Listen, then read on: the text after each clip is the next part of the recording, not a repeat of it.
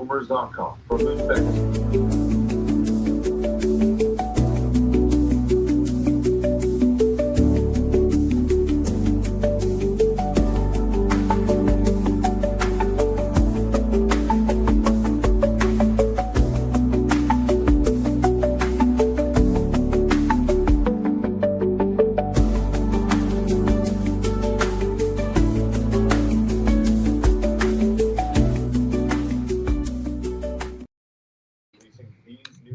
Yo, what's good, everybody? Today is December the 16th, 2025. Most gracious and Heavenly Father, we thank you, God, for another opportunity of prayer.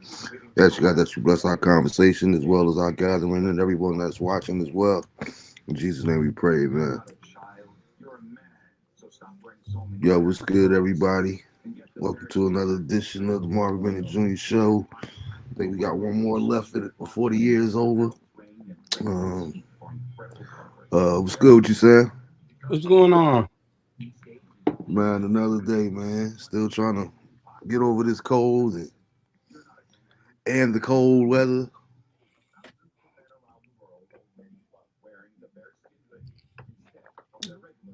Other than that, not much. Hold on one second. I'll be right back. Okay, cool. Want to say happy born day to everybody too that celebrated over this weekend, over this previous week. Shout out to you guys. We got the holiday season coming up. Everybody's getting ready for Christmas. I see a lot of people didn't necessarily care for my posting of Geno Jennings sermon about Christmas and the holiday celebrations. I'm sorry, let me turn it off. I was trying to do some research on this Brown shooting incident to discuss it tonight too, but I'm gonna let Sam take care of that. You know, Sam is more informed on the tellings of what's going on with that. But I'm praying for everybody involved. I did see that it was actually two people that lost their lives. So prayers out to their families as well. Babe, what's good, Jew? It's just a sad situation. It's like I have made a comment to somebody in a conversation the other day. Like it seems like we're not safe anywhere anymore. People are you seeing mass shootings in schools, different things going on in different churches, people getting shot in churches, and now this Brown University incident.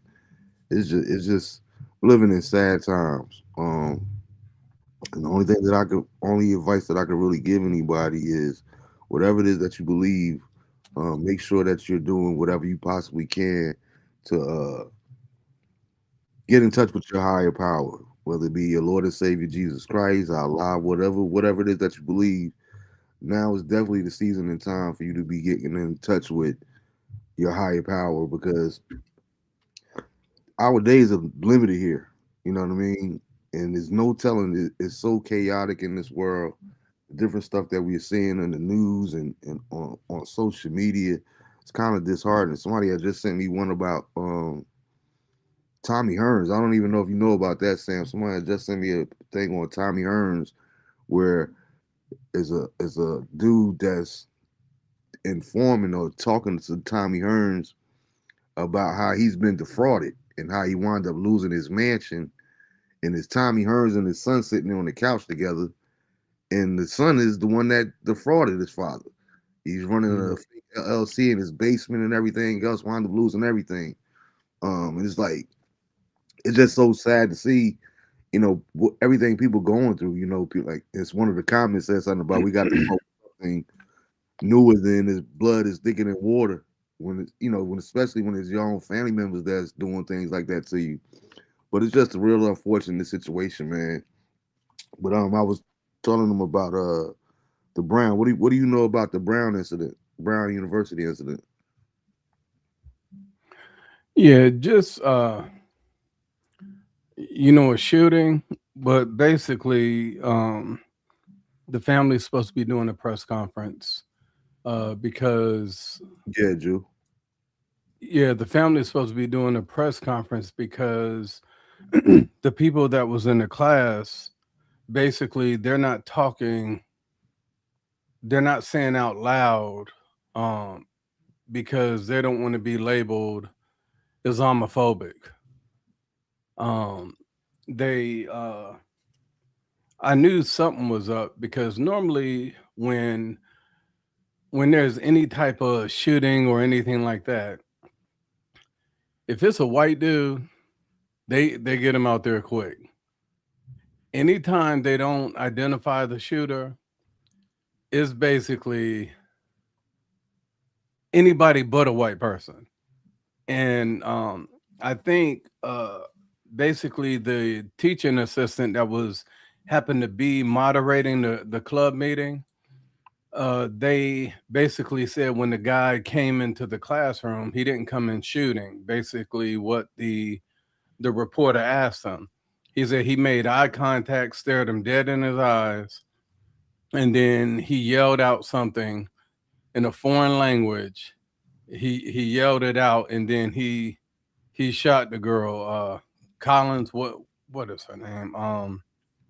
He shot her, and the family is now saying that she was the target. And when you look at the stuff that's happening, classes are over. You know, everybody took their finals like last week, so classes were basically over Thursday. So I believe this was Saturday, but the person had to know what classroom they were meeting in, on what floor, and it just they had to know about it. And when you look at um when I saw the brother up there, the witness speaking on, it's like his main concern was to stay away from saying that it was somebody that was Islamic, because he didn't want to, like, everybody, especially at Brown University. But the young lady that was killed, she was um the president, the vice president of the Brown University Republicans Club. So I think that kind of like rips into, the narrative that, oh, it's like a super MAGA man or something that did it. Because a super MAGA man wouldn't yell Allah Akbar, wouldn't do certain things. So I think for I just think it's a bad situation. And now Brown is moving law enforcement onto the campus, but it's after the fact. Like, you want to be a gun. The reason why shootings happen at a lot of places, they're gun free zones. Security officers don't got no guns.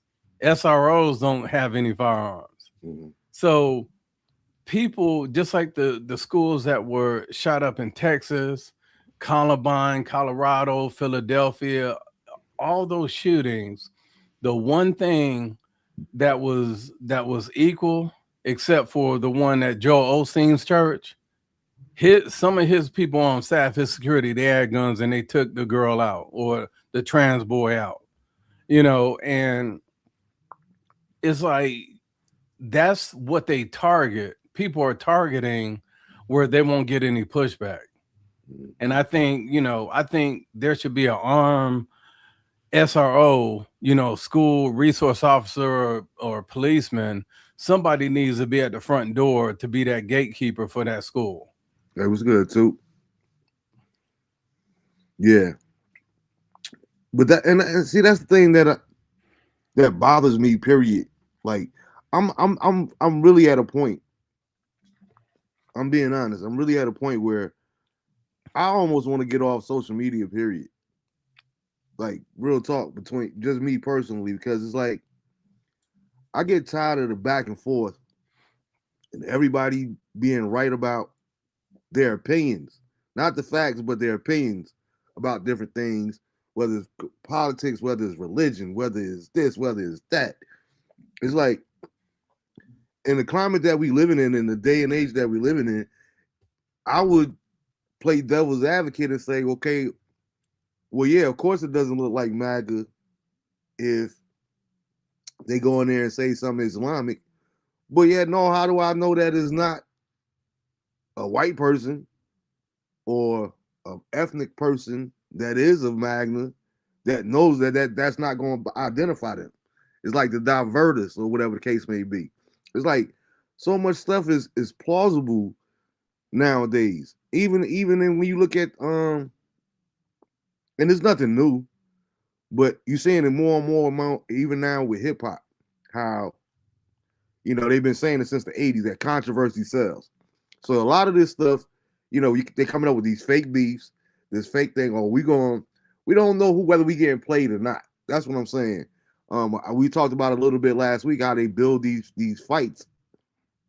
And I met Jermaine Teller, and I knew Jermaine Teller when I lived in Little Rock. But who he had to promote himself to be as a fighter and talk trash, that's so not him at all. But he had to do that to sell fights, and so it's like, at what point can we trust what our eyes see and know that it's still a lie? Two says soft targets, schools, malls, parks, beaches, just to name a few. Yeah, absolutely. And it's like, what bring it on? And the young lady name was Ella Cook too. Yeah. Ella Cook and the other brother that died, that was deceased, was Muhammad Aziz. I don't even want to wreck his last name, but condolences to both of those families. It's just an unfortunate situation, man. It's like, if you're not safe in church, if you're not safe in schools, where are you safe at? You got people running up in people's houses. It's just a sickening world that we live in these day and age. And I know Toot is we still got to get it worked out so you come back on too. He's a real big gun advocate. And wanted to come on and talk about gun safety and different things of that nature there. But I'm one of them people. I'm one of them people. If we don't have guns, then we don't have gun violence.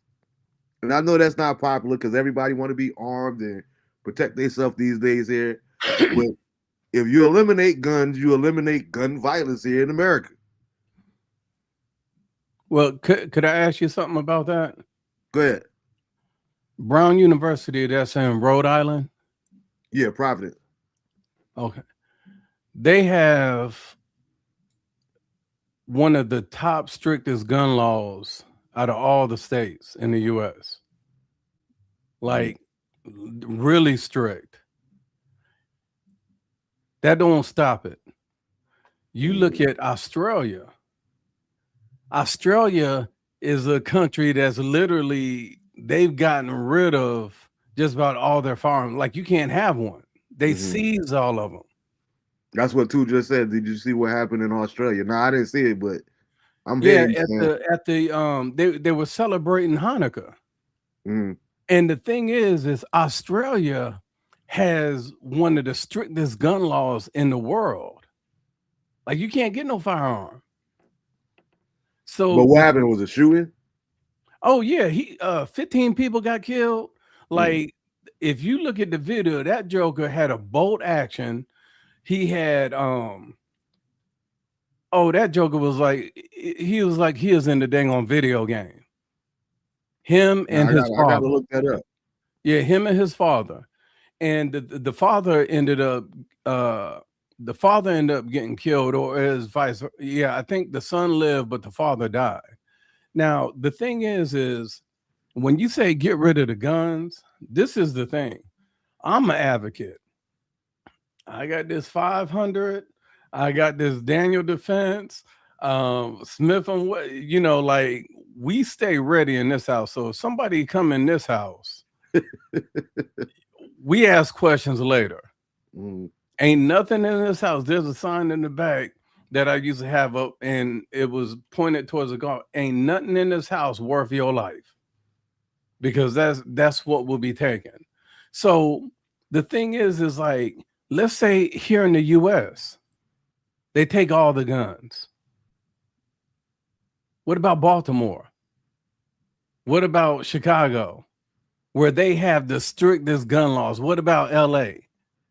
And those three are like in the top 5. New Orleans, Memphis. Those are the top 5 murder capitals or top 5 cities with the highest murder rate. So the thing is, if you take the firearms, the only people that are turning in their firearms is legal holders like us. Mm-hmm. You know, people aren't gonna give up their firearm. Like dudes in the hoods, these YNs, whatever they say, you don't realize like they holding on to arsenals. They're not giving that up. So now, as a law-abiding citizen, I'm gonna be unarmed where I can't defend myself. Mm-hmm. So that's what gun laws don't make. Gun laws don't make people safe. What they need to have is higher restrictions. And They I'll push back just a little bit on that, because I don't even think that is where it's the gun laws, or it doesn't really matter to me what laws. Forget gun laws, laws in general. It doesn't matter what laws are put in place if people don't have to abide by them, and you could get away with it. You see what I'm Yeah, saying? So it's those like those it's 5 not. It, cities. yeah. Those 5 cities that I named, look what's happening to the DC police chief. I knew something was up last week when she announced that she was retiring. And one thing that she was proud of is how much the crime rate reduced by 30%. Now, a sister that was a sergeant sued, won $5 million. Then they had chiefs that she threatened, if you don't change the crime and recategorize them as something else, I'm gonna have you transferred to, like, they have phone recordings of her threatening people to reduce, to change whatever they report. Now that sister that sued, it was a dude that slashed his wife across the mouth. She put attempted murder, the sergeant did. Mm. Well, the chief went and changed that and basically changed it to victim to hospital. Like, so basically it was an ambulatory call. Mm. And she was like, I sat there and did all this paperwork. So she blew the whistle and she sued and got 5 million. They was doing that all up in DC. So when the National Guard was activated to go up in there, and all these people down in North Carolina and people that don't even live in DC was saying, oh no, it's been reduced by 30% over the last year. It wasn't reduced. They was just finessing like, here's one of the things that they changed. It wasn't Marion Bowser, it was the city council. And they was telling the chief what to do. If you carjack somebody with a firearm in DC, that used to be a felony.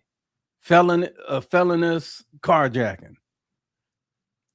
If you was under 20, if you was 25 or under, they changed that to misdemeanor car theft. So guess what? Guess what goes down in the statistics? Firearm carjackings. You follow what I'm saying? That's where they begin to switch. When they begin to finesse the system. Now she announced her retirement because she found out almost every captain under her in DC was interviewed, made statements, gave phone recordings in the meeting while she threatening them. They got their phones recording her. So she dead to rights. Like it ain't nothing she can say. They got her voice. They got memos. They got her. They got all the evidence. Now she can't go to prison for that, for finessing, but they can fire her, but they're not going to fire her with 25 plus years on the force. They're going to let her retire. Basically, that's what she's doing. And So that's I that just think, kind of just like, prove what I was saying earlier, though. Like you said, here it is. They call her finessing these numbers, but how much of this stuff that we're seeing, that we're being pushed down, and stuff that we're seeing, how much of this stuff do we know how do we know whether we're getting finessed or not? You know what I mean? Without getting caught. You know what I'm saying? Yeah. Well, see, there's two things. Anytime somebody collects data, you have quantitative data and qualitative data. The quantitative is okay, let's look, Excel spreadsheet, this many homicides, this many shootings, this many carjackings, like it's numbers. The qualitative data is you actually going out there speaking to people. Do you feel safe? Like all them people up there, just like the people in Memphis, they're like welcoming the National Guard. This black folks. I can finally walk around my neighborhood at night.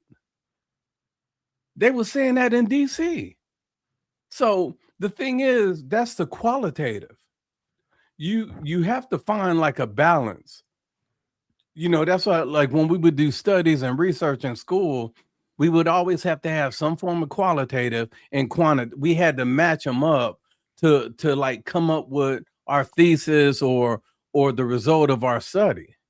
So how do you find that medium? Because growing up in the hood, you got the same people. You do have some people that side with you and say the same exact thing. Like, yeah, I want to feel safe in my own neighborhood too. But you also have the same people in the same neighborhoods that don't believe in snitching. And they're not even a part of the community. One thing we talked about it on the show previously a while ago, a few years ago, but it's like that's what people don't fail to realize. We hear this word snitching a lot, but snitching does not apply to people that are not in the part of the life. Snitching applies for people that's in the life.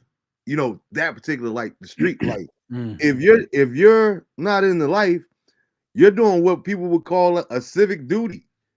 By if somebody shot your son, shot your child, and you know what I'm saying, you report it. But you see it so many times, the same people that's complaining about they want to feel safe in their neighborhoods, they don't have no relationship with the police. We scared to trust the police. You know what I mean? Police training. It's crazy to me that, and I believe if not all cities, the majority of the cities here in America, you have to go to school longer to be a cosmetologist, like a hair, in hair care, than it does to be a law enforcement. There's something wrong with that to me. There's something wrong with that to me. I wouldn't trust police either. I don't trust police because of my own personal experience. But if they're supposed to protect and to serve, why is it that so many of our communities fear the police for the wrong reasons? If you're not doing any crime or you're not carrying and you have a license to carry or whatever the case may be, and you don't have no drugs on you, why would you feel threatened by seeing the police? That doesn't make sense either. This is an example right here. Like people talking about, how ICE is grabbing up people and, just they're doing stuff, they're breaking the law, they're Gestapo, they're all this. That congresswoman in Minneapolis, Ilhan Omar, they detained her son. She did an interview like 2 or 3 days ago. They detained her son, and they was asking for the experience. What did he experience? She said, well, when they detained him, they basically said, we need to see we need to see a form of ID. She said he showed them his passport, and the reporter's like, you have your son carry his passport around? And she said, yeah, we all most Somalis carry their passport with them as their identification. Mm-hmm. So they said, well, what happened after he showed it? She's like, they let him go. The thing is when I see people like getting racked up, pulled out their car, if I drive up, I see blue lights behind me, I have my ID right in my armrest. I got a duplicate ID. Like when I get a ID driver license issue, I order 2 or 3 duplicates to put in one in each car, you know. And so that way I told my son, he does that. So when they come up to the car, you ain't reaching in the glove box. You not doing. We shouldn't have to prepare people like that, but it's the world we live in. You know, I'm not that sensitive to where I accept it. It ain't gonna change. So when that officer comes up to me and says, "Hey, you know, roll down your window. I need to see your ID." I can either roll down my window, hand it to him. I don't got nothing to worry about, you know, or I can keep my window up and say, "No, F the police. You ain't you know, what you do this, what you do, make this big thing out of nothing." So when I see certain things like this, they dragged this one lady, I think she was a nurse or something. They dragged her out the car because they asked her for her identification. They dragged her out. She went, they busted the window, opened the car, and they drug her out. And then she started saying, "I'm a citizen. My ID is in my purse in the seat." Why didn't you pull it out when they first asked you? You wait till you get drug out on the ground and get ready to get put in cuffs when you could have just easily just pulled out your ID to show them. So I just think, and that's not in every situation, you know, Yeah. because at the end of the day, we're talking about people. Whether Mhm. you the person driving the car or you the law enforcement officer, everybody's a person. Everybody got stuff going on in their life. Mhm. I speak to the guys with the Wake County Sheriff's Office, some of the troopers, and they're like, they know some dudes that's burnt out. They don't need to, they want evaluations to be done annually. Mhm. You know, like they're like, man, when you do all these long shifts, you know, somebody call in, somebody got to, you know, pull the weight of whoever called in, and it's like you get burnt out. You got family life, the stress of that. You could have health issues. You know, you dealing with that, and then you're in a job where you literally may not come home. You know, like like a firefighter, a police officer, any type of law enforcement. Like if you're a teacher, you leave out that morning saying, "Yeah, you're not thinking, okay, let me kiss all my family members because I may not make it home." But when you in law enforcement or you a firefighter, your chances like is stacked more against you that you may not return. You know, so you just think about all that stress. So me, I'm I'm I hear what like, you're saying, but I think it's subjective because one, that's a job that you signed up for. That's first and foremost. And I used to always say that too. Like I remember watching movies like Backdraft, and I know quite a few, especially back home. I know quite a few firefighters. They say that I know people that don't retire from being firefighters, that done been firefighters for 20 years. Some of them went a whole 20-year career and never even seen a fire. It's not as dangerous as we think it is to be. You know what I mean? And I'm not excusing nobody's behavior, whether it's a citizen or the police. But I worked in the airline industry for it's just as dangerous as being a cop. You could get sucked around with them engines. You could anything could happen on that ramp. Like literally anything could happen. You could lose your life just like that. From whether it's a a, a, a, a plane being started in the wrong area and it blows a can. Dude lost his whole hand from something like that there, and just all these different kind of incidents that you see in the airport that'll never make the news because they don't want people panicking. But it's a dangerous environment. That's why when you work out at the airport, you hear something more than you hear anything else, and that's safety first because you have to be aware of your surroundings because you just never know.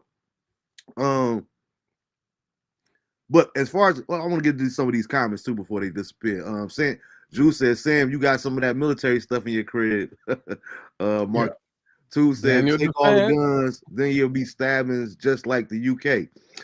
I hear that too, but I rather be stabbed than shot. I don't want to be neither one, but I would rather be stabbed than shot. No, I'm gonna tell you, stab.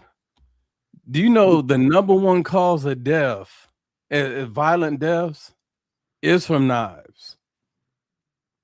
It depends on where you that, get stabbed at, just like depends on where you get shot at.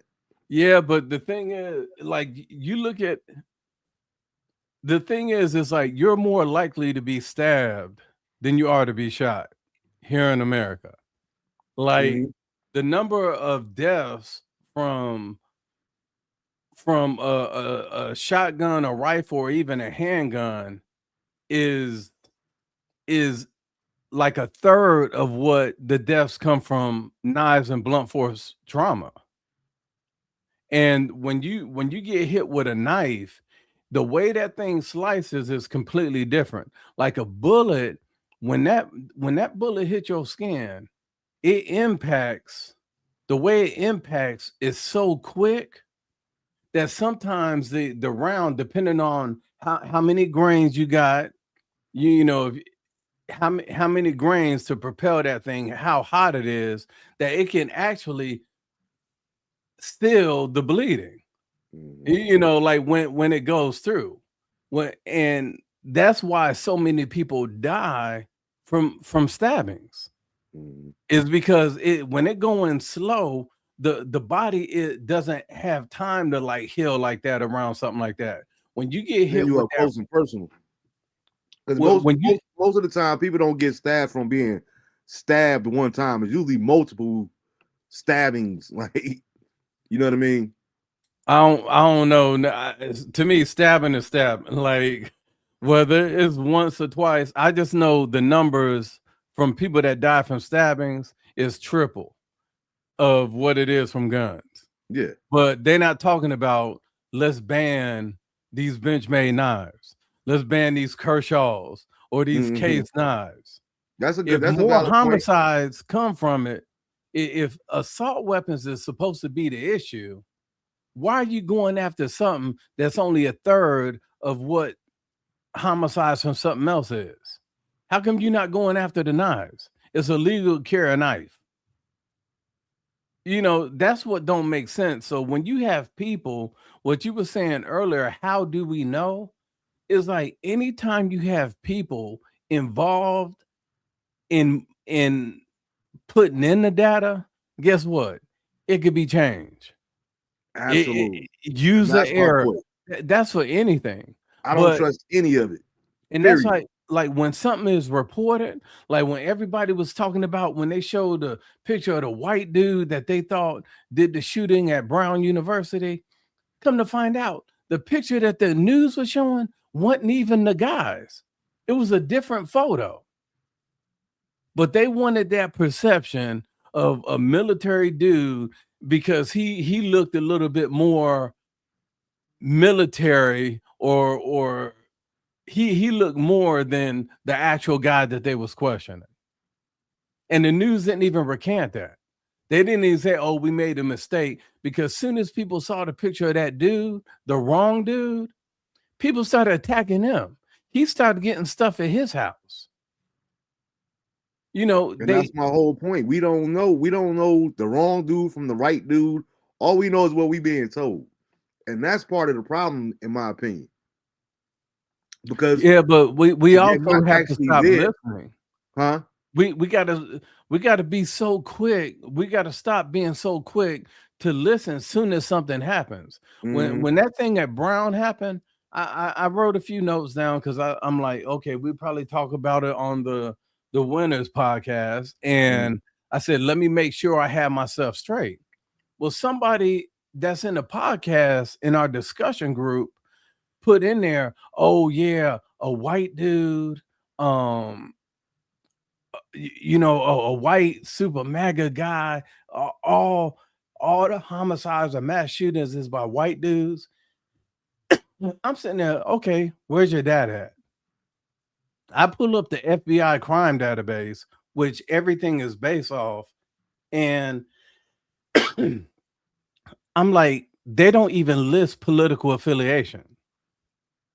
But she was saying that. So I'm like, just don't say anything just to say it. Wait for information to be released. Wait for stuff to come out. And it's the same thing as this. Like when I see the silhouette of the shooter for Brown that they caught on somebody's ring camera, he was pacing. I could tell you right now, the way he is, he's Asian, like Indian Asian, because the way he The had fat his hand, dude, huh?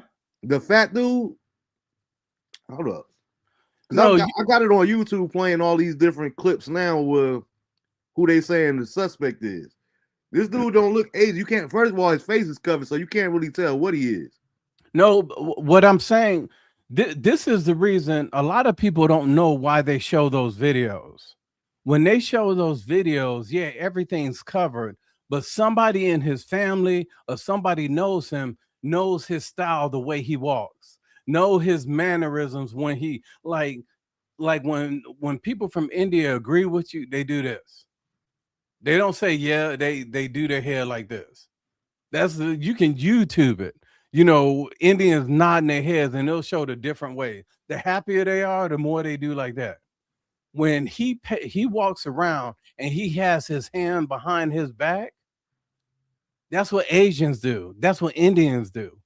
My neighbors do that when they're walking around the front yard. So when I say Asian, you got to remember also what is Asian. I'm going by geography. Pakistan, Uzbekistan, Kyrgyzstan, every stan is an Asian country. Russia is an Asian country. That whole part is all Asia. So the thing is like that's why they release it. People are like, why are they showing the video and they don't have the face? They're showing the video because they're hoping that somebody can pick up. Him. Yeah. Because my wife knows how I walk. She's like, your brother and your sister, all y'all walk the same. That's what they're hoping, that they get some, you know, some hints or some clues, some calls, because they're hoping that somebody recognizes the mannerisms. I hear you. I'm waiting to see. I'm gonna wait to see. But that sure look like white mannerisms to me. The walk and everything else. Yeah, and white mannerisms will yell Allah Akbar and shoot and shoot somebody after they yell that too. And that's what I'm saying though. If I'm a part of a mass movement or whatever the case, or some undercover politics, of course, to throw everybody off track. That's just like when you're in the game. You don't want to make it easy for police to come lock you up. You know what I mean? You try to stay one step ahead of them.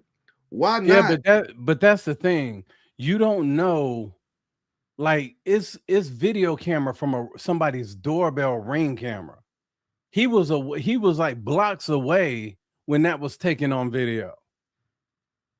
The thing is like, yeah, I understand, because the first thing you do is you want to dip if you're thinking about that. But when you take somebody's life, a lot of times you're not focused on the getaway. Everything is like, you know, you hear some sirens, you hear like you in panic mode, you know. So I don't think, I just think that we so quick now to be the first to like tweet or TikTok to do all this stuff about something, but then when it's proven wrong, guess what? No accountability.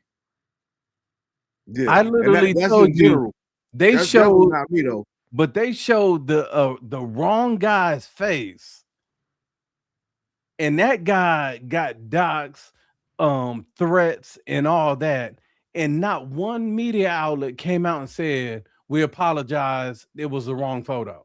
Mm-hmm. And that I agree with you on that, because I'm one of those people. I have no problem saying I'm wrong. If I'm wrong, I'm definitely wrong. I'm never going to say I'm not wrong or just not avoid it or not talk about it. Mm-hmm. Drew said, Mark too said, I hear what y'all saying, but I'd rather be safe than feel safe. There's a big difference. I agree with you, but it's funny that you said that too. I got to send you this video. I just seen a video earlier this week with this dude. This dude got his gun taken from him. He got caught slipping and got his gun taken from him. Thank God that the dude ain't shooting with his own gun, but how you gonna have somebody take your gun from you, bro? You got to be more aware of your surroundings, man. Drew said, y'all don't feel away being Americans and got to go through that. I'm not sure what that meant. Stabbed is way worse, bro. I agree. Like I said, it depends, especially depends on what. All right, so that's what I was saying. There's a difference between being stabbed and stabbing. like if I'll you get put it. stabbed one time, that's one time. But if they stabbing you, of course it's going to do more damage. But If you talk like I to, said, it depends on where it's at too. What yeah, but arteries it hit. if you talk to any operator in the military and ask them if you got a choice, would you rather be stabbed or shot? Every one of them will say shot. You have more of a chance of living if you're a shot because that round goes through you so fast. It self-cauterizes. Like, oh, you seen like the movies where somebody get an arrow and stuff, and they heat the knife up and burn it to keep the the blood from coming out to seal it. Most rounds automatically do that when they go through. Like if it goes like straight through here, my chest, and goes out my back, it's an in and out. Oh, good chance you're gonna live. The issue where people pass away from gunshots, unless of course it hits a vital organ, is when it gets stuck inside the body, and the body begins to treat it. Have you ever had like a piece of popcorn? You eating popcorn, and that kernel sticks. Part of the kernel sticks between your gum and your tooth, I and can next imagine thing what you you're saying. I know, don't eat popcorn though, but I imagine what you say. but your gum flares up. Yeah. Or you get a splinter, a tiny little 0.5 millimeter splinter in your finger, and that thing hurts. Is like Hold up, that's too. I thought you said stabbing was worse. Two said this guy was getting shot with the 5.7 by 28 rounds, and he asked the guy to please stop shooting him, not because he was dying. It was because the bullets was going so fast through his body. It was more painful than anything. I So that think would mean that was more painful than a stabbing. I think he's trolling with that one right there. Oh, that's one of my good friends. Sam, too says, Sam, that's facts about how they move their heads. y'all ain't gonna be doing no racist conversations on the Marvin Bennett Jr. show, man. Man, it ain't racist. My wife get on me because when I was talking to my neighbors, like the mother comes from India like for 6 months, and then she'll leave for 6 months, and she'll come back. And now when I talk to her and she says something, I'll do my head like that because I know it makes her feel more comfortable. Like when I say namaste, she says namaste back, I'll do like that. And she smiles. So it's I like do not support it. I do not support this. All Mexicans do not drink Modelo or tequila for that matter. I know Mexicans that don't drink, so we're not going to stereotype everybody in the in the generalization. But I wanted to get into cause I got to go soon. I wanted to get in some of this Rob Reiner, man. Oh, you talked about the accountability. Did you send that? Did you see the? I know y'all had used a picture for the boat when we talking about the drugs. When y'all talking about the drugs that was transported over. Someone sent me the same picture of that, and they were saying that it was supposed to be medical supplies. Did you see that? That it wasn't drugs at all. it wasn't medical supplies. Let me tell you why. International waters, right? A boat, a regular boat goes around, I would say 30 to 45 knots. That is not fast at all, just steady. When you look at that photo, look at the motors on that. They are Honda 450R outboard motors. One of those motors, you can't find one less than 55,000 for one. Them boats got 2, 3, and 4 of those. 200K on the back of a 25-foot boat. Ain't nothing fishing about that. It ain't no thing where you got 55-gallon blue drums because the blue drums blend into the water. So when they what happens is they move it towards the maritime boundaries from the US territories, like uh US Virgin Islands, Puerto Rico, you know, they get there and then they push them over, tagged with GPS. And they sit there and float for the person to come from Puerto Rico to come and pick the load up. So the thing is, they're speeding to that spot. A regular boat you don't see no live tanks, you don't see no rods, you don't see no nets. That's My why bad. My bad. I got to correct myself. It wasn't saying that it was medical supplies. It was saying that it was gas. It was gasoline. gas for what? I don't know. I don't Exactly. put it like this. I'm gonna be real. I don't pretend to know. I don't pretend to care. You know what I mean? Because I really don't. At the end of the day, Yeah. I don't know what the people was doing or what they were transporting. I ain't never heard nobody say that they was fishing. That's why me and Drew was talking about that. I was talking about a little bit earlier. A lot of people, especially a lot of church folk, they got their panties in a bunch because I posted part of that sermon, one of the Jennings sermon, talking about Christmas and the decorations and the lights and your pastor a liar, your mama is a liar. he was doing that too. But it's like Mace always say, two things can be true at the same time. I know that Jesus' birthday wasn't on December 25th. And I do believe that a lot of the rituals and stuff that we do is like, my issue is this, and it's just my opinion, right? So I'm cool with that.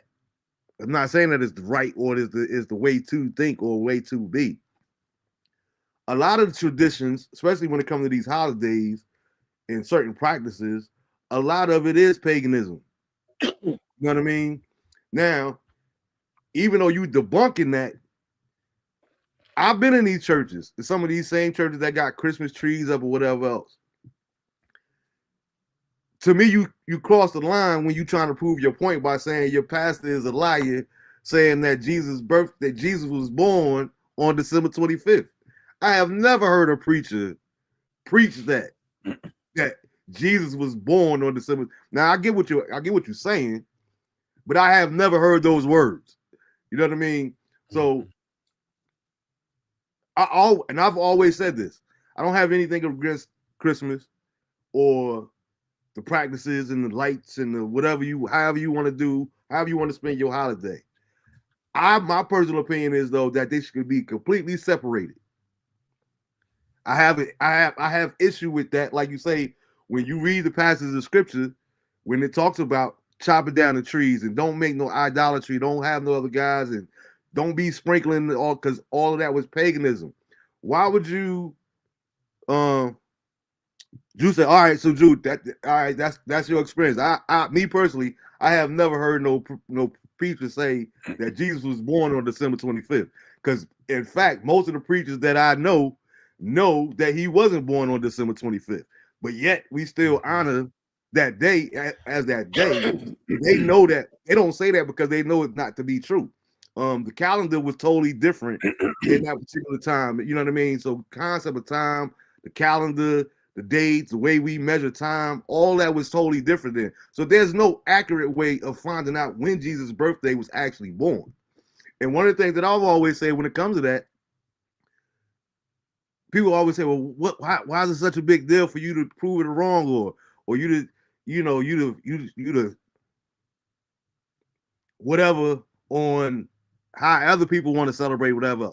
I don't care. I'm just talking about as what the Bible say. As for me and my household, I wasn't never when they wanted to put a Christmas tree up. This is not my house. You know what I mean? I might be the head of the household, but if this is what y'all really want to do, fine.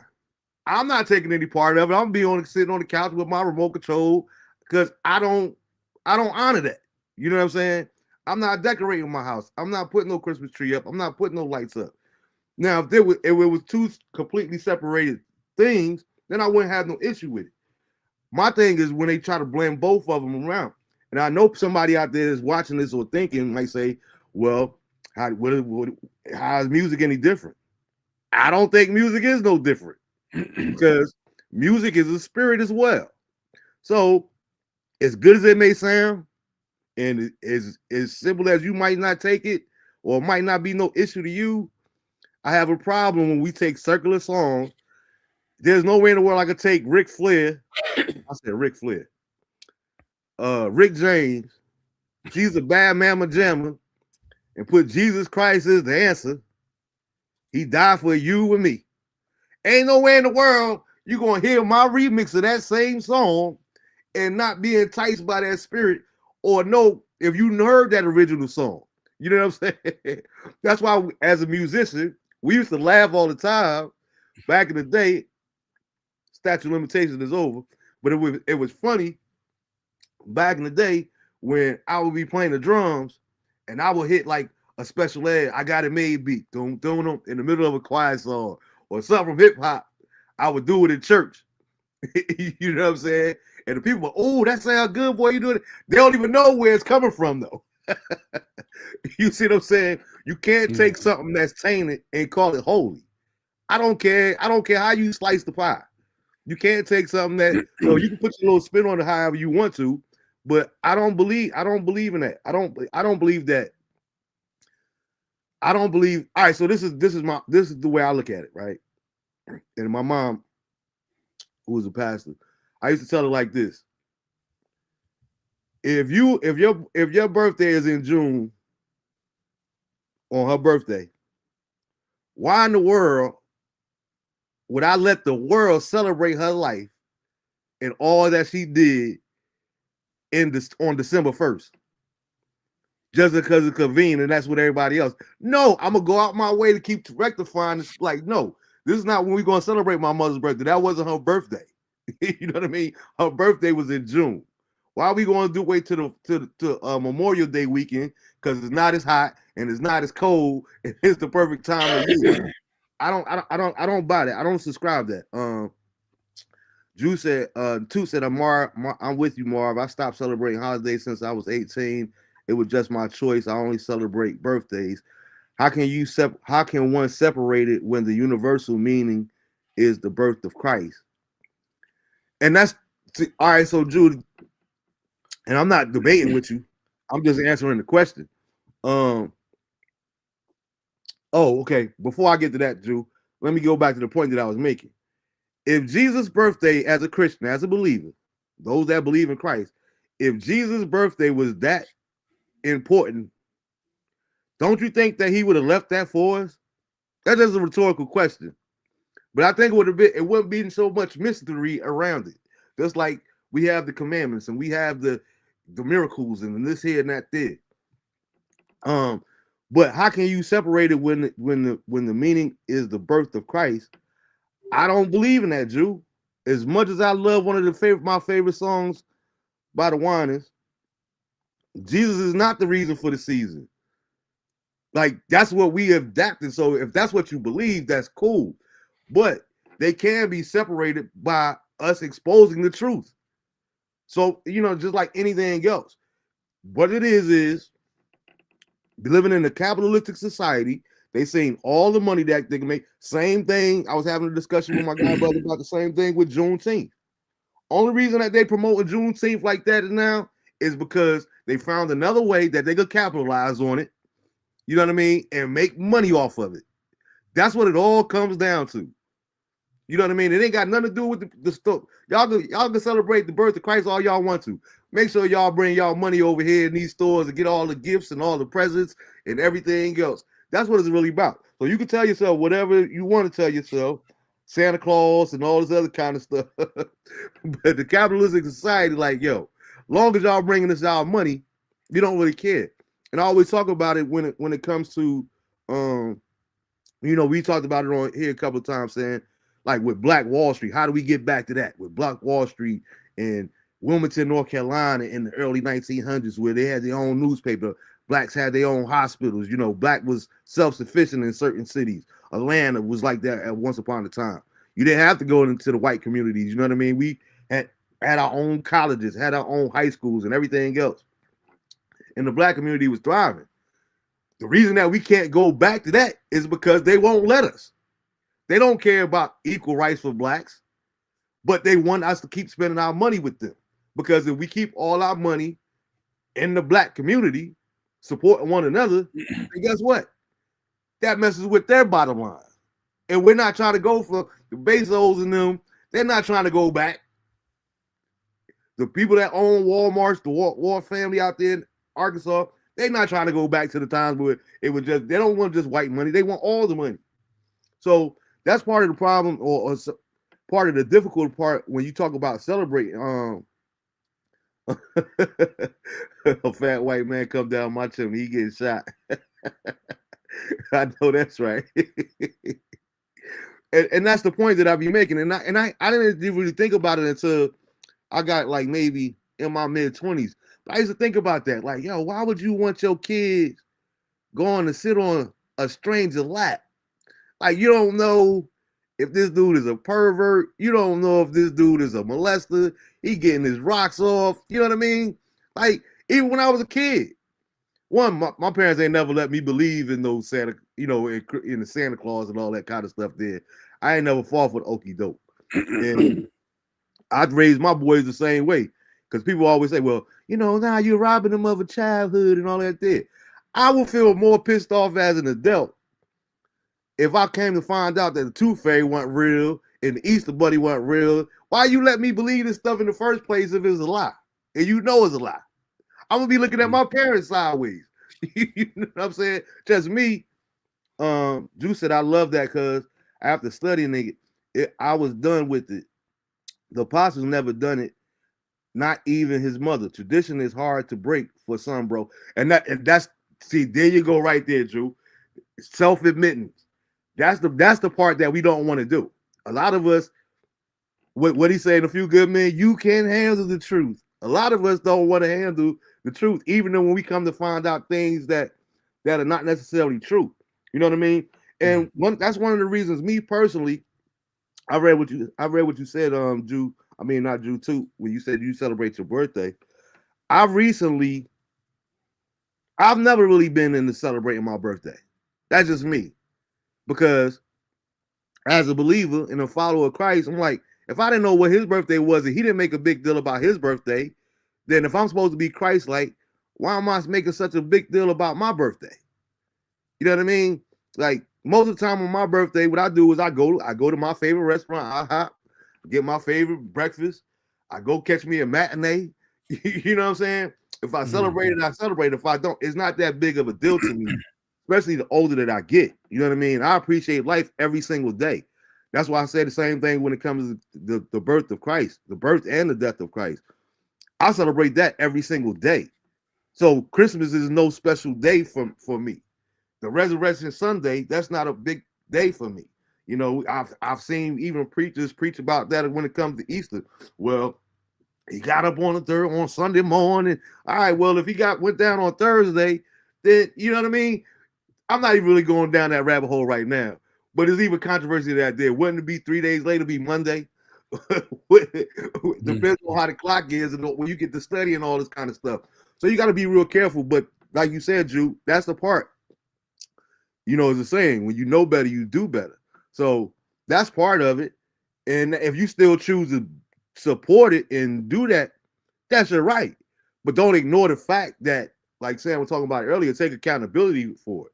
Say, I don't see any harm in it. So I'm gonna watch my Hallmark movies and watch my Christmas movie because I love it. I love the feeling and I love the joy in the year and I love the songs and all that there too. Chestnuts Roasting on an Open Fire is one of my favorite songs all time. I don't just wait the Christmas time to listen to it. I love Nat King Cole's voice and the way he sings that song. I'm sorry. Just like Silent Night by the Temptations, I will be ready to put a bullet in you if you play that song around me. I absolutely hate it. It drives me insane. So I love the Christmas music songs and everything. I get all of that there too, the festivities of it. But let's stop trying to tie one in the same because they're not. All of this stuff is based. It comes from paganism, and you can't, like I said, you can't take something that's tainted and call it holy. I don't care how you try to slice it up or however you look at it. Can't be done. Cannot be done. But I wanted to get into a little bit of Rob Reiner, man, before we got up out of here, because me personally, as much as I can't stand racism, All in the Family was definitely by far one of my favorite, one of the greatest shows in television history as far as I'm concerned. And people be surprised when they hear me say that. Man, how you be watching stuff like that there? I say I love it because Archie, as strong as he convicted, is like I was just talking about these holidays. When you hear Archie speak, the more ignorant he sounds, and it makes it believable. In the same regards, not I won't say go as far as saying the same regard, like people laugh at me and people look at me sideways when I get to talk about Trump. I tell people all the time, I'm not a Trump supporter, and I'm also not a Trump hater. I just think Donald Trump is downright hilarious to me. Like, I don't even believe that he believes half of the stuff that comes out of his mouth. It's just entertainment value to me. It's like, if you actually do believe the stuff that you come out of mouth, you're a bigger fool than I thought you were. Because it's hilarious to me. But Rob Reiner, Mike Stevick, Meathead, as he passionately called him on there, he was something special. We're not even talking about just All in the Family, just the different movies that he directed and he produced. He was a big part of culture, period, and a big part of I like his contribution to society when it comes to film and the arts and what have you. And I like the way that he used his voice. Didn't necessarily agree with everything that he believed or he said, but I like people like that. I like when people are willing to stand on their convictions or stand up for what they believe, whether it's right, wrong, and indifferent. I love to see people stand as opposed to just standing back in the shadows and just taking it as it go along and just I'm gonna just mind my business and worry about me and mine. I like when he I like a lot of the stances that he would take. But it was heartbreaking to me to find out that his life and his wife's life was taken at the hands of their child, like their son. And we still wait for more details to come in at the time, you know what I mean? But one of the things that I heard was that on Saturday night, they were attending a party at Conan O'Brien's house with a bunch of other people or whatever. And some of the witnesses that were there were saying that they had a real heated exchange. The son Nick and Rob had a real heated exchange at the party, and people were like kind of worried, like what's really going on, because it wasn't like them to be showing out like this, especially out at someone else's home. Things of that nature. There, then this was Saturday night. Sunday evening, the daughter goes to check on her parents or goes to see her parents and find the bodies there. So it's just a real unfortunate situation, man. And I know how you feel about Trump, Sam. But one of the things that, and I didn't find, why you put me on the spot like that? I will let you talk in a minute. I'm just messing with you, man. So one of the things about it though, and I said everything I said jokingly about Trump, I do really find him hilarious. I really do. But I didn't find that funny at all. For him to, and everybody is entitled to how they feel. I just think that when somebody is deceased, you leave that alone. You leave that alone. For him to take shots at Rob Reiner and he's not here to defend himself, I thought that was pretty tasteless and classless. And I meant to pull up the quote so I could have it, but I shared it on my page earlier because one of the people had asked him about him, and he was saying something about he's deranged and he had he was a part of the hoax in Russia, and he said I was a friend in this here and that thing. He was a very bad actor, and like, yo, come on, man, you can't say that the dude was a bad actor or he wasn't talented just because you don't agree with what he's saying about you. you but and then it ended all with a rest in peace. Like, come on, man. Like, what's the word you like to use, Sam? Trolling. That's the new word these days. Like, come on, man. You're not supposed to troll dead people, man. I didn't find that I didn't find that funny at all for him to take a shot at him. But what was your thoughts on Rod Reiner overall, man? I don't really remember after 2013, 14. Mm-hmm. I think I didn't really hear from him after that. Now, I'm with you with the Archie Bunker and just TV from that time. Good time. Just you could say retarded, you could say gay, you can say like, and nobody's feelings was hurt. Mm-hmm. Like I remember episode of Archie Bunker. Well, All in the Family. Archie. Yeah. When his boys was playing a joke on him, and then while he was in the bed, because everybody knew he was racist. Like that was his character. Talking about when he's in the hospital.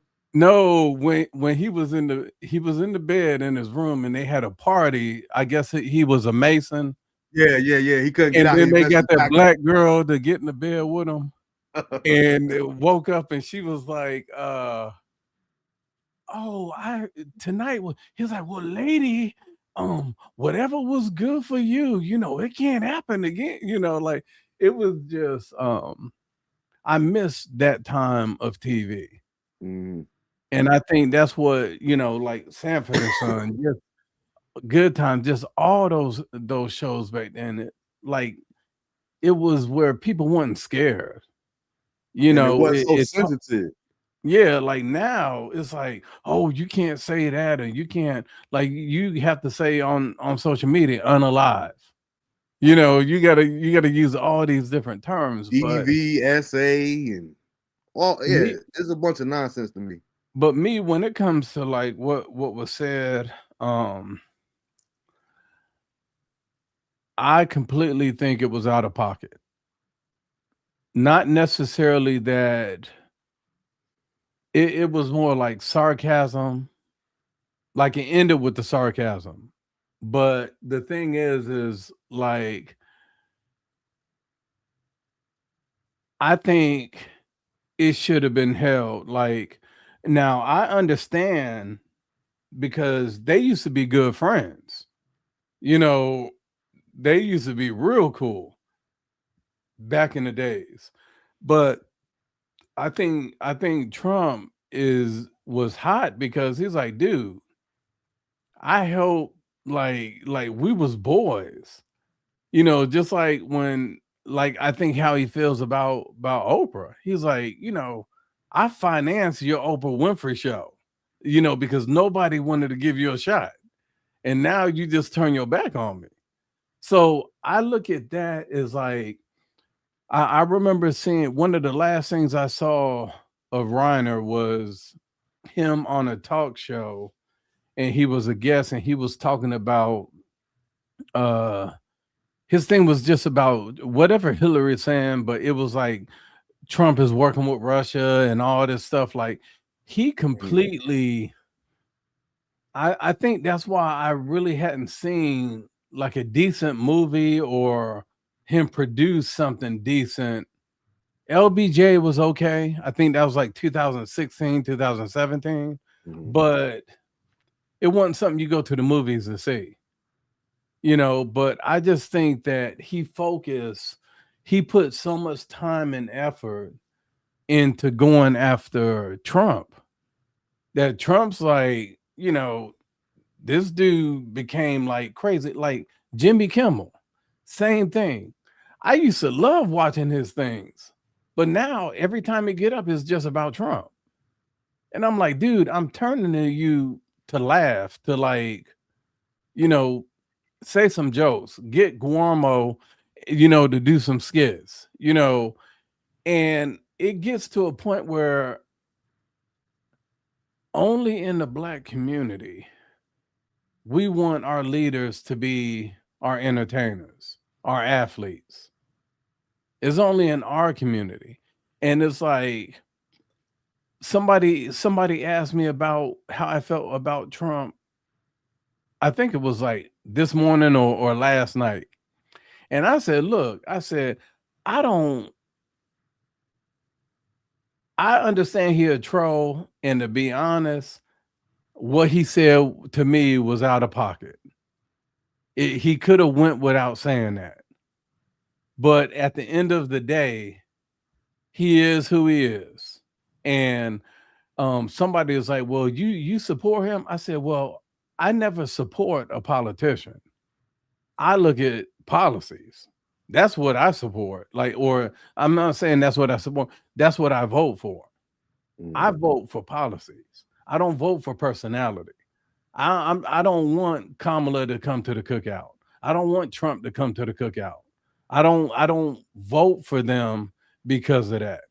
I focus on your policy. Again, what he said was out of pocket. I'm not even going to say no president should ever say that.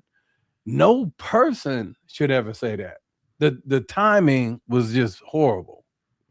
Like he have said stuff about Reiner in the past.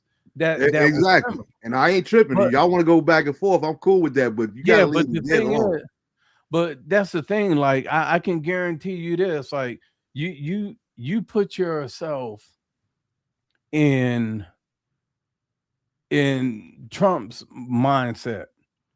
Well, I know that's kind of weird to do, but you put yourself in his mindset. I refuse to. I might not come back. And you imagine people calling you Hitler, calling you this, calling you that, impeaching you, saying you doing this and that, and like everything you do is under a microscope.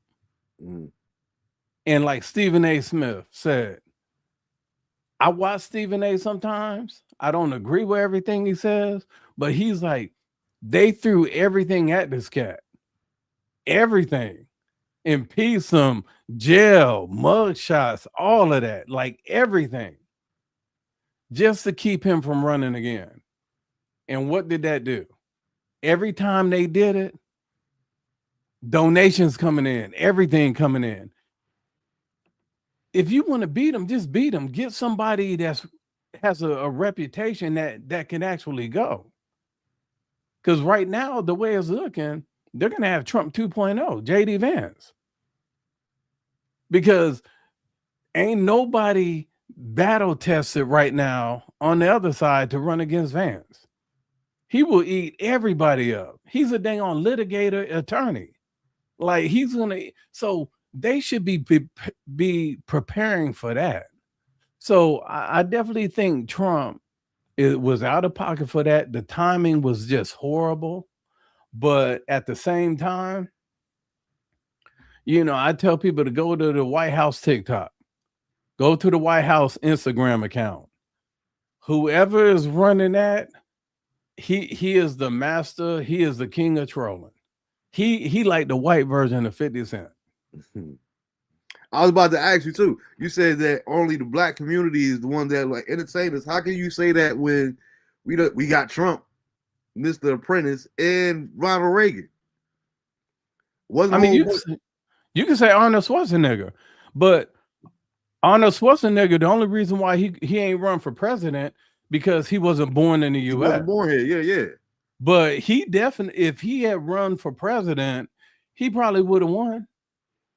But that's what I'm saying. You were saying like the only black people are the ones that want to see entertainers, but I'm like, not with Ronald Reagan being voted in, and like you say, Schwarzenegger. So black, I would agree that black people are the only ones that want to see entertainers. When I said that, what I'm talking about is like, for us, I feel that they want to just put people down our throat. Like, me and you have had this conversation before. I try to watch the WNBA.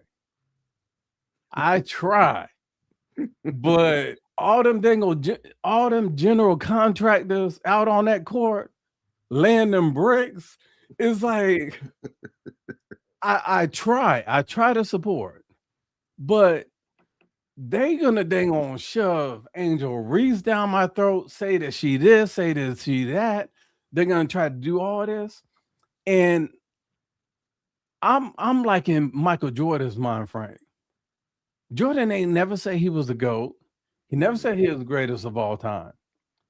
He didn't do it. The last thing he talked about, he didn't do a logo. His logo was based off his body of work. Now everybody, they want their body of work to be based off their logo. He's like, everybody got a logo. Like they are gonna force Angel Reese, and they try to compare her to Dennis Rodman. I said Dennis Rodman shot over 50%. That's what Angel Reese 32% for all layups. You know, like it's like don't try to compare. For me, just good.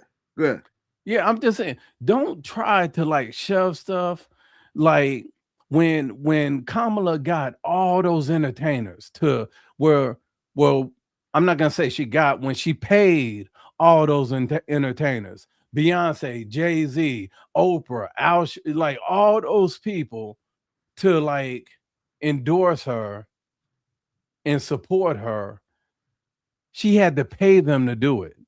They didn't do it freely. That's what Drake got that song Fake Love.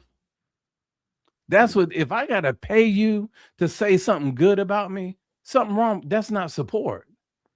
So when it comes to Trump, I don't look at him like that. He was president before, and had COVID not happened, I know people that was die hard against him. I have brothers tell me, this dude, last name Peacock, he told me he rather the U.S. burn down before he see Trump do anything good. He said he'd rather people starve before Trump do anything good. I said, dude, I can't talk to you no more talking like that. Like, the thing is, look what he did. When he left office, inflation was at 1.9%. 1.9. It's like 2.8 now. When Biden took office, inflation ran up to 9%. So the thing is I think I give him a B- for his first administration. I give him a B- for this administration. As long as he's doing like what, like everybody, like I heard people saying, oh yeah, all them Trump supporters or people that voted him, everybody saying they regretted their vote. I ain't hear one person say that, because everything that cat said ran on, that's what he did. He ran on closing the border. That's what he did. He ran on deporting. That's what he did. He ran on cutting the size of the government. That's what he did. So it's like, ain't nobody regretting what they voted, because that's what he ran on. So when I hear people like, I don't look at him as an entertainer because he has been president. You know, I know he's entertaining, he's funny. Like you said, do you know the Crown Prince of Saudi Arabia, nobody is allowed to touch him? Did you know that? Mm-hmm. Like nobody can touch him. Queen of England either. But who's the only person that has touched the Crown Prince? Trump. And guess what he do? He smack him in the arm, smack him in the back. He tap his shoulder as he walked past. So he, like he jokes with him. Michael Jackson got to touch the Queen. Oh yeah, he was. You talking about Diana and Prince Charles got in the Prince Charles? Queen, yeah, Prince Charles got bad. Yeah, like yo, stop talking about wife, man. Charles didn't like that. But that's the thing right there, is I don't I think we put too much focus, and what I said, it has to have some truth to how they believe, because what did Hillary Clinton do? She threw a concert till 4:30 in the morning. Beyonce, Jay-Z, Lady Gaga came. She had all these entertainers there throwing a concert. What did Kamala do? Through this concert, Megan Thee Stallion, yeah, whatever that, singing Chinese. And I'm sitting there like, that all? It's almost like the BET Awards. They used to have black jazz players, black country, black opera, black. Now it's just black trap music. I do agree that they pander to the black demographic, which I don't like when it comes to the No, Democratic but Party. they do policy for other people, but for us, oh, let me just get so They and just so want to your dance, vote. and They that's just it. want your vote. But And I had to bring it up because I've seen different things on TikTok and Instagram as well. There are a lot of people out there. You might not be one of them, but there are a lot of people out there that are taking back. They wish they could take their vote back. I'm just saying that's what they're send me saying. one that actually voted for him. Shoot me one in my messages Okay, so I can see it. I trust me. I got it for you. Because I hear a whole lot of people saying, "Oh, people that voted for Trump come up to me every day." I'm like, stop lying. I'm like, they did polls, and I think 92% of the people that voted for him said that they happy. And All right, that I'm was gonna shoot something to a you. CNN poll, and CNN don't like them. Their poll had 92%. Well, I told you I'm skeptical with all of them things anyway. I don't believe. Oh I yeah, don't but trust I'm none of just them. saying, like, Yeah, if but anything's gonna be biased, it's gonna be a network that don't like you. Because most of the people that they poll aren't gonna be like, it's not likely that they're gonna be, go in your favor. But I just think we focus too much on the wrong stuff. Like people focusing on, okay, these drug boats getting hit. Well, focus on your community. Last weekend, 15 people got shot in Chicago. 4 died. One was a 6-year-old kid and a 11-year-old kid. Nobody ain't heard nothing about it. What about in Baltimore the weekend before that? Mass shooting. You ain't hear nothing about no mass shooting. I think 16 people got shot. You don't hear nothing about it. They got us black folks so trained to focus on everybody but us. or to say that's just. I don't think I hear what you're saying. I just don't think that that's just a black thing. And it's funny what I was talking about. Like I said, I'm gonna definitely send you some of them. But I noticed that it's funny that I would hear white people double back and say that they wish they could take their vote back, but all the black people or Latino people that might feel that way, they just stay quiet. Like everybody's not active about it no more. They'll have that private conversation, but they ain't gonna go on record. And like we were talking about earlier, I think we get a lot more farther. I think we have better conversations when people get to say, you know what, I was wrong, or I see things differently 6 months later than I did saying 6 months ago. Because that opens up dialogue to show us that we all human. I don't see enough of that. Like, even with who was it? Somebody had sent me a video of somebody, talking about I don't do that clown either. Dr. Umar. I don't know. I ain't gonna call him a clown. I don't know what he be talking about. He's entertaining though. But he was talking about how he doesn't support black people tearing other people down or exposing other black people. And I'm talking about the whole Diddy documentary. I gotta really get it ready to go. But it's funny to me, like, I watched the whole documentary. I actually watched it twice. I wasn't shown anything that I had heard or known before. Mm-hmm. That's not exposing anything to me. You know what I'm saying? Now I might understand that other people, some people might have not been privy to everything. People haven't, but dude, it was a whole big thing about Biggie wanting to leave. Drew said he not know who I got 5 snow buddies. I would not be surprised, Joe. I would not be surprised, not one single bit. And matter of fact, while I'm thinking about it, I stand corrected too. I apologize for assuming that Michigan coach was married to a black woman. He cheated with a white woman, but he married to a white woman as well. Not that that's relevant or anything, but I just assumed that he was married to a sister. Don't make it no less or whatever. But like, dude, you're not exposing anything. That's why they was coming big and then was coming up with the commits. Supposed to be big. Charlie Baltimore, Little C's, and one other Lunch on Vera. Because Big was tired of the Puffy shenanigans. From a business standpoint, I just literally had this conversation last night at work. What bothers me when it comes to the record industry, and I'm guilty of it as well, but I don't understand how we could be the white man this here and that there. All they do is this here and that there. Even Michael Jackson, he broke the world record when he got 7 cents out of $1. Nobody else got that in the music history.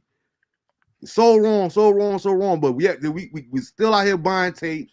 We were still out here buying CDs, albums, and everything else.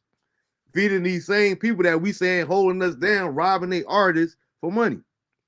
Why is it bad? Why is it wrong for Clive Davis to do that?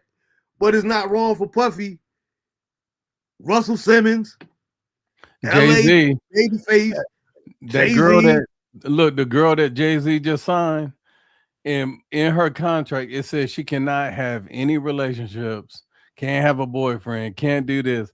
And I'm like, isn't that what is it where all them women will wear the red?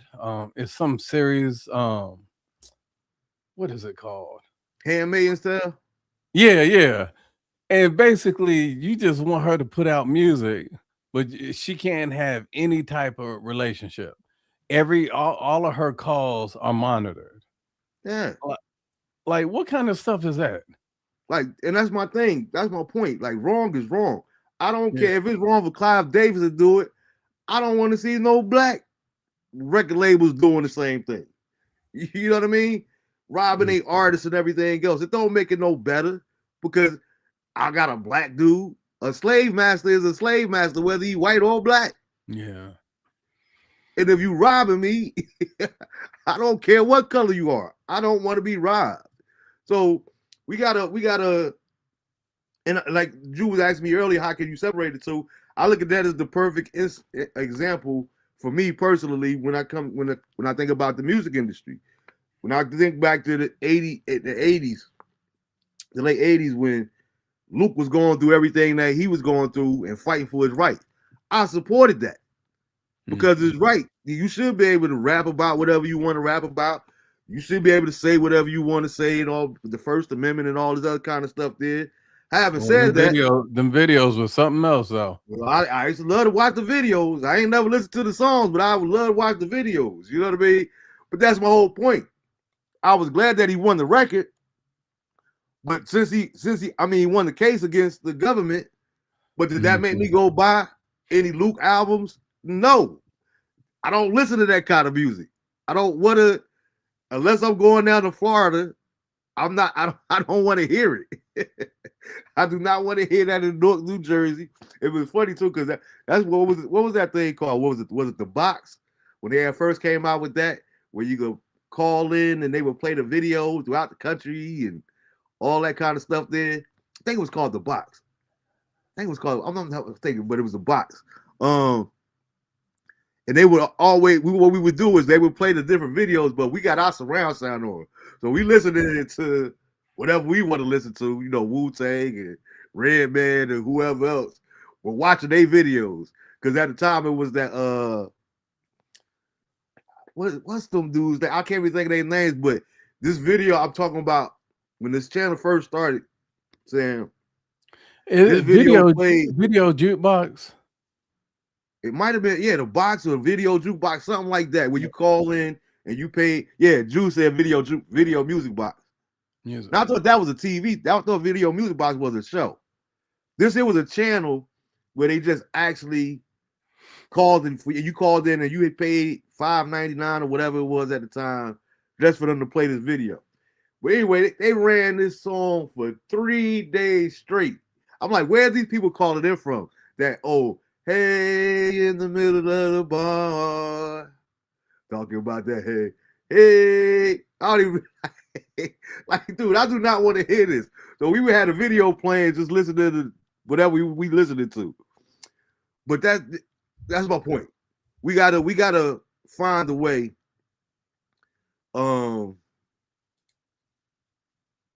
like you said earlier, to hold people accountable. I still want to see.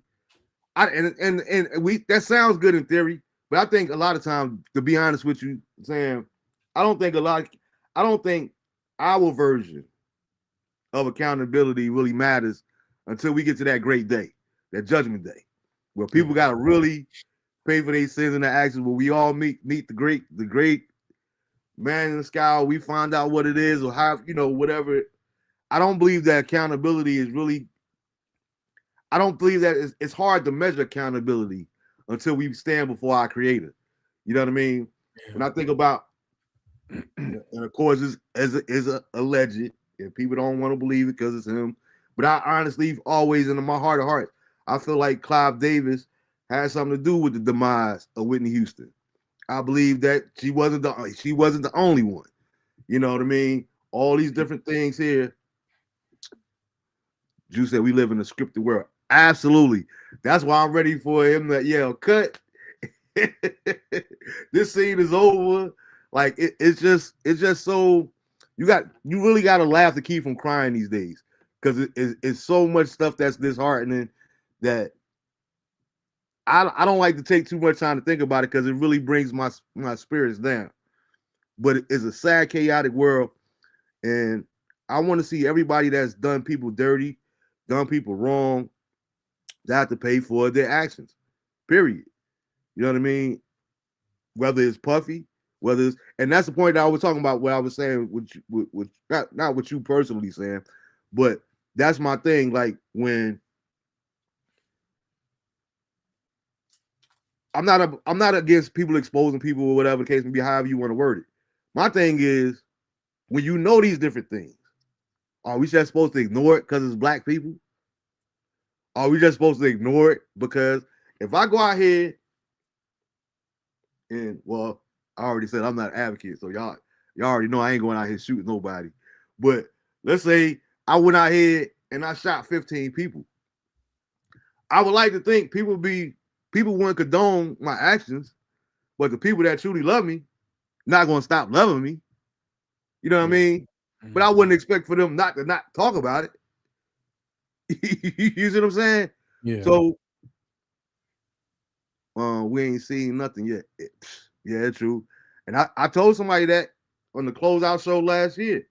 I said, as bad as things looking, it's gonna get a whole lot worse before it get better. And I honestly, truly believe that in my heart of hearts. And with my prayer life and my talks with God, we had just at the beginning stages, man. That's why I always encourage people. Get to know your personal savior. Get to know your higher power. Whatever you believe in something other than this. We got to get past the point in believing in going to punch this clock and paying these bills. You got to work just to stay broke. Like, we got to get out of this. We got to break the matrix. Like Drew said, is a scripted. We got to break this matrix. We got to get past all of this here and find some sense of freedom, true freedom, real peace of mind for one another, a commonality, even when we could agree to disagree on certain topics when it comes to politics and religion and marriage and whatever the case may be. Find that common ground, man. And at the end of the day, what it always go back to, I remember doing a sermon one time and I was talking about them four letter words. And I said, it's really funny how all you got to change one. But you talk about LIVE, to live, and the love, LOVE. There's only one letter that's different between both of them. But to really live, you must love. And they tell us that God is love. So let's really find our way back to love. You know what I'm saying? Like Sam said, we worry too much about the hate and then this here and that there. All right, but what about love? What are we doing for our kids? What are we doing for our communities? Do your kid know that if mother working late from school that they can get a ride home with me? As the parent, do you know that your child is safe in my company? Like, what are we doing to get back to that? As opposed to just all this individualism. Like, we got to get back to the basics of community. Like I was saying last week, we got to get back to community divided. We're not going to always agree on everything. But at the end of the day, we can still love each other. We can agree to disagree, but we can still love each other. Because that's the first commandment. Love. And I said it before on the show, that's one of the things that I had to learn personally. If I don't love myself properly, without overdoing it, because I think a lot of people overdo it, but that's neither here nor there. But if I don't love myself properly, how can I love my brother properly? You know what I'm saying? So let's just really do some soul searching and really get back to the basics, man. Again, rest in peace to the Rob Reiner family, the young lady Ella and Muhammad, those families, the families that y'all was talking about over in Australia, Baltimore, Chicago. All my condolences and prayers are with all these families and with us, because you were saying it about the cops and the firefighters earlier, Sam. Like, we really got into a place in society where Drew said it's not getting back to none of that, Marv. I'm sorry. Now, you ain't got to apologize to me. I could dream upon a star. If people could celebrate, if people could wish that, if people could believe that, or hope for Santa Claus to bring them something because they on a naughty or nice list, I could dream for a better world. You know what I mean? Got to say that's going to come true, but I'm gonna keep on praying. I'm gonna keep on trying to do the best on my part of what I could contribute to a better society, a better world, a better community, and a better me myself. But I really think that we got to get back to caring about something other than ourselves.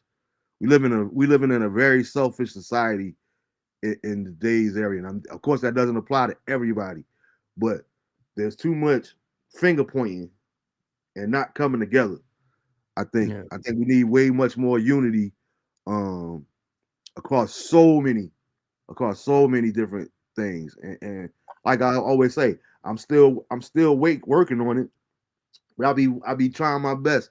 I want to find a Muslim brother, a sister, an Indian brother, sister to get on the show, come and have a conversation, educate us on some of the stuff that we think that we know or we just take for granted. So prove us that those are stereotypes. Those stereotypes are not true. Like Sam made a good point earlier. You know what I mean? I know about Archie Moore. I know about Errol. You know, all these different Herbie Hancock,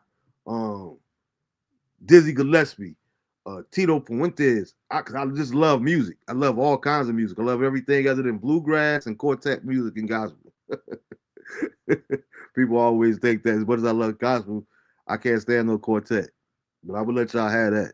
But yeah, we're more than just what we're more than just hip hop.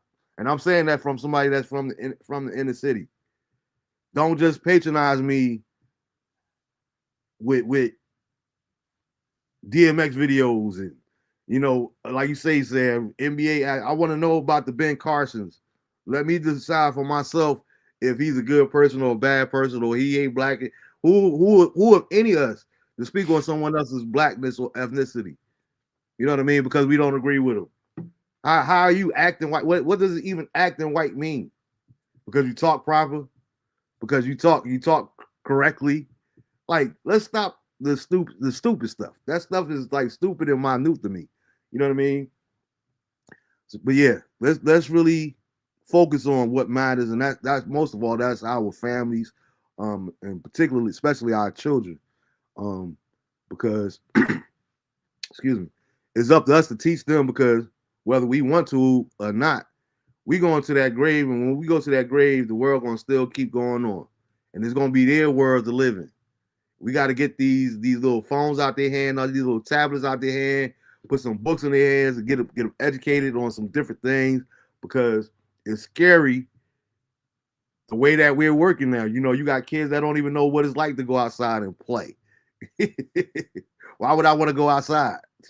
Like, because it's fresh air out there. It's like we're slowly digressing as mankind, and that ain't just a black thing. That's a people thing. You know what I mean? So we got to really do better. We got to do better. We want better, and I definitely want better for my grandkids, my great grandkids.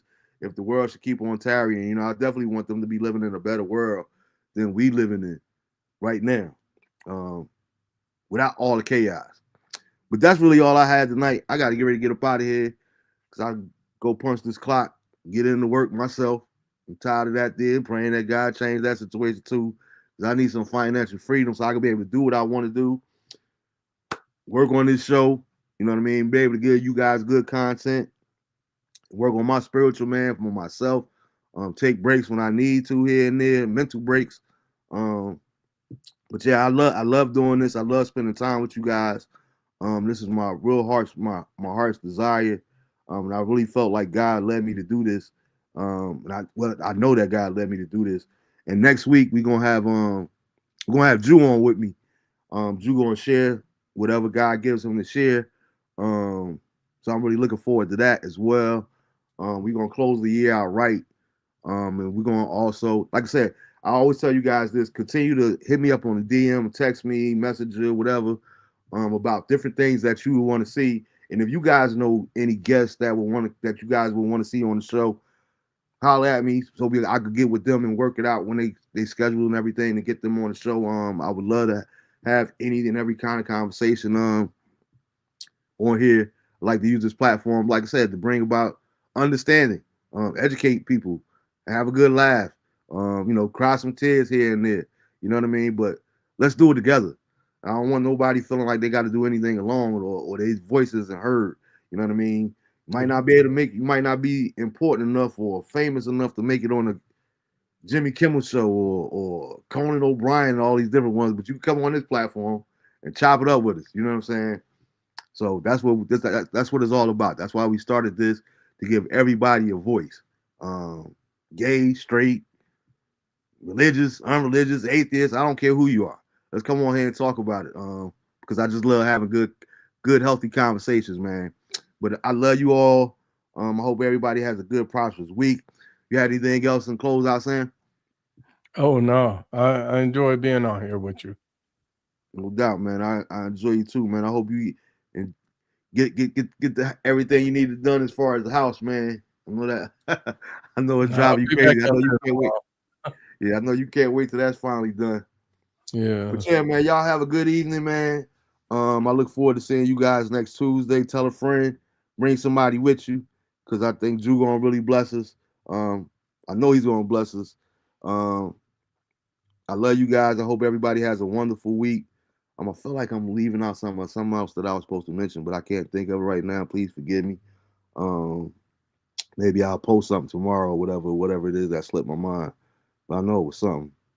But again, rest in peace and everybody that lost loved ones, and like I said, continue, like I've been saying this whole month, continue to please really check on people during this time of year. A lot of people have a difficult time with the holidays, losing different family members, and this time of year is supposed to be a joyous occasion, for many different reasons.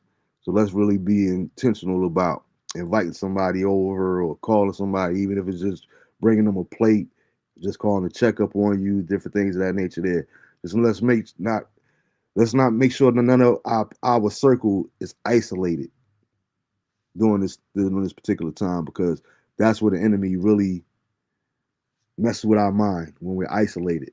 So the analogy I like to use is, you never see a boxer in the corner like this here not swinging back. It's not a fight. At least let them know that you're in the fight. You might not win the fight, but at least let the enemy know that you're not just easy to prey on. But yeah, man, y'all have a good week. Get y'all some rest. And everybody stay warm, boy. This freezing out. Y'all forgot to forget a hat. I ain't get a chance to shave my head, but I refuse to shave my head. And with these teens overnight, up here. This weather is cold, man. I hope this is over soon. But shout out to everybody else too in Jersey, man. I know that you guys are dealing with the cold and snow as well. I'm praying for everybody involved. I hope everybody stays safe. Try to stay warm as possible and keep the health. Y'all see, I got my OJ. So everybody's just stay prayed up, love on each other while you can. Let somebody know that they how much you mean to them while you yet can. Till next Tuesday, DeAndre and Lysha, know that Daddy loves you intentionally, but I also love you unconditionally. Till next week, peace.